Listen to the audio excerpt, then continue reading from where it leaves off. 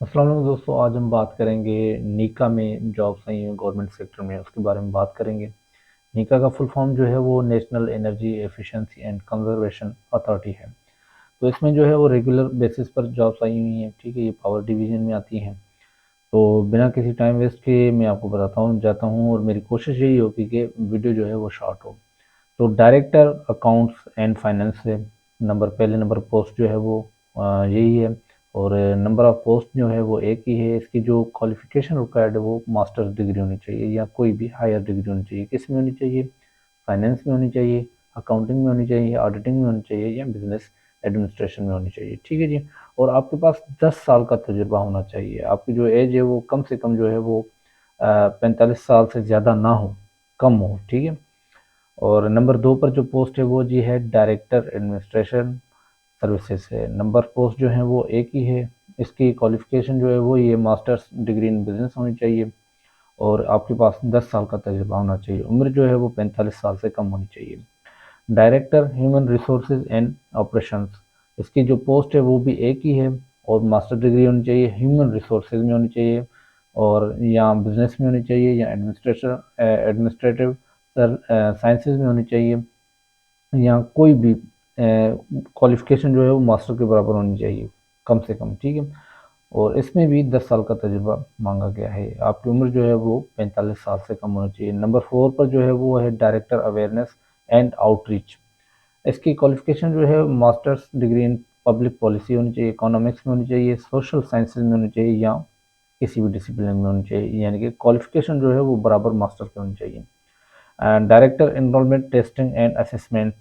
ठीक है, number of post जो है वो एक ही है। At least 10 years of post qualification जो है वो आपको तजुर्बा होना चाहिए, 10 साल का तजुर्बा होना चाहिए इस फील्ड के related. Director strategy policy and regulations.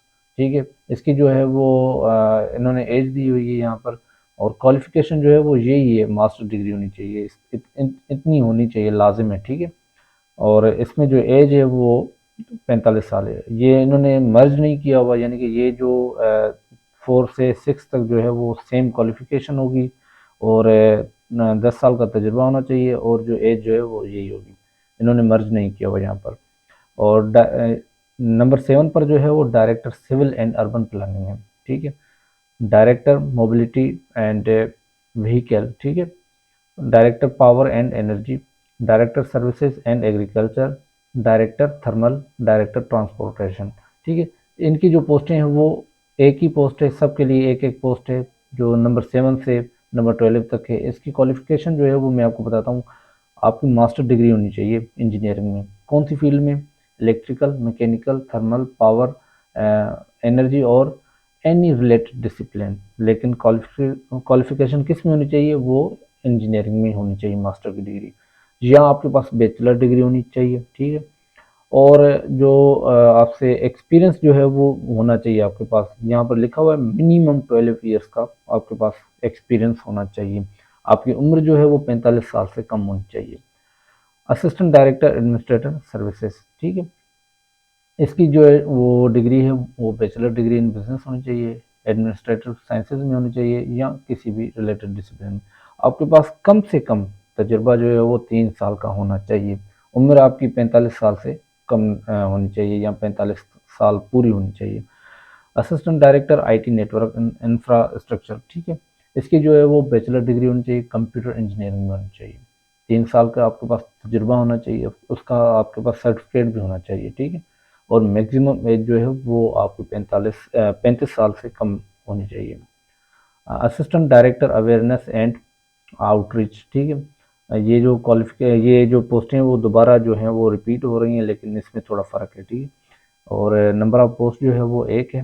Assistant director enrolment testing and assessment, इसकी जो है वो पोस्ट एक ही है। Assistant director strategy policy and regulations, इसकी भी पोस्ट एक ही है। इसकी डिग्री कौन सी होनी चाहिए? आपके पास डिग्री होनी चाहिए, बैचलर्स डिग्री होनी चाहिए, पब्लिक पॉलिसी में होनी चाहिए, इकोनॉमिक्स में होनी चाहिए, सोशल साइंस में होनी चाहिए या किसी भी रिलेटेड डिसिप्लिन में होनी चाहिए। लेकिन इसके बराबर होनी चाहिए, इक्वल होनी चाहिए। आपके पास कम से कम जो तजुर्बा है वो 3 साल का होना चाहिए। आपकी एज जो है वो 35 साल से कम होनी चाहिए। ठीक है जी। अभी आ जाते हैं हम किस तरह हम अप्लाई कर सकते हैं। हम जो है वो हम जो है वो अप्लाई कर सकते हैं, ऑनलाइन अप्लाई कर सकते हैं, ठीक है। हार्ड कॉपी आपने नहीं सेंड करनी। आपने कहाँ से अप्लाई करना है, एप्लीकेशन कहाँ पर जो है वो सेंड करनी है, सिद्दत हैदर करियर पर आपने पोर्टल है वो उनका, जहाँ पर जाकर आपने एप्लीकेशन फॉर्म फिल करना है, ठीक है जी। और जो है वो आपने 15 दिनों के अंदर जो है वो एप्लीकेशन आपने भेजनी है। आज जो है वो 31 तारीख है, आप दिन काउंट कर लें, उसके हिसाब से आपने जो है वो एप्लीकेशन भेजनी है। 15 दिनों के बाद जो है वो आपकी एप्लीकेशन जो है वो काबिल कबूल नहीं होगी। तो लिहाजा ये तो बात सिंपल ही है, तो आपने 15 दिनों के अंदर ही आपने एप्लीकेशन जो है वो भेज देनी है, ठीक है जी। तो ये थी हमारी आज की वीडियो। आपसे गुजारिश है कि यार इस चैनल को सब्सक्राइब करें और जो है वो इस वीडियो को लाइक करें और कमेंट में बताएं कि आपको ये वीडियो कैसी लगी, और कोई भी क्यूरी हो तो आप वो ज़रूर हमें बताएं। शुक्रिया, तब तक के लिए अल्लाह हाफिज़।